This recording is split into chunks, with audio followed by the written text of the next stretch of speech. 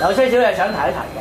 有啲朋友咧，可能咧新正頭咧，可能要貼揮春啊。貼揮春咧咁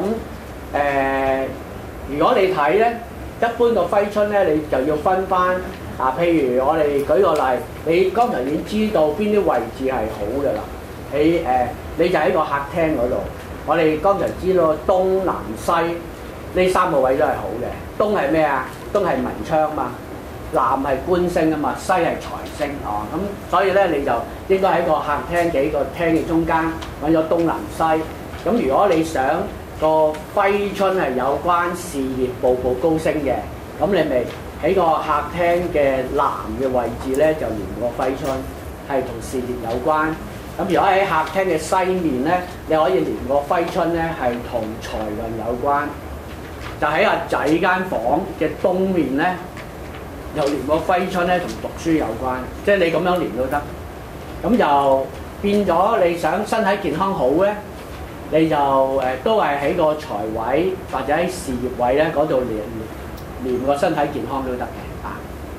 咁就揮春咧就一般咧就唔擺喺病符位嘅，即係唔擺喺二黑，即係今年二黑喺北啦，東南就係五黃咧。通常揮春就擺吉利嘅位置，就唔擺煞位嘅啊。咁嗱，我哋咧先睇下啲擺設先啊。嗱，我哋咧轉去下一頁哦。我哋嗱如果我哋要催財嘅話咧，我哋有啲擺設咧要有基本認識先得。咁即係話大家可能去到市集或者喺咁你都要有啲認識哦。一般咧呢啲咧我哋叫黃精嘅靠山嗱。黃精嘅靠山咧，你見到係好似成座山咁，係突出嚟嘅，唔係好似一個洞吸入去。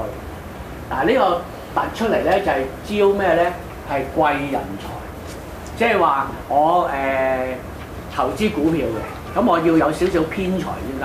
嗱，呢啲咧就係屬於偏財嘅，咁你又可以咧係吹你個偏財吹得旺一啲，但係梗係要擺喺財位先得啦。咁有啲朋友就話：咦，我揾到錢。但係咧，原來我財來財去嘅，我成日儲唔到錢嘅。咁其實我經常同啲客人講，我就話：嗰啲錢你要儲得到咧，先係屬於你咯。咁如果你揾到又儲唔到嘅，都唔屬於你。咁你又要可能擺個聚寶盤。聚寶盤點樣擺咧？就一般咧就擺個主人房。主人房咧，你就揾個衣櫃。咁衣櫃咧就通常咧就你可能有個位置咧就擺個夾萬頂嗰度咧就要擺個聚寶盤。咁通常咧我擺咧就譬如我當呢度係個衣櫃，呢邊係個門，我就會擺，我唔會近住門邊嘅，我就通常咧就衣櫃呢個門，咁我會擺喺呢一邊，大概係中間個位置，可能有塊層板，咁就辟咗個位，擺咗衣櫃裏面一個聚寶盤。咁旁邊你又可以繼續擺你哋啲首飾啊嗰啲都得嘅。咁我哋做立咗個財喺嗰個位置啊！嗱，咁有啲朋友咧就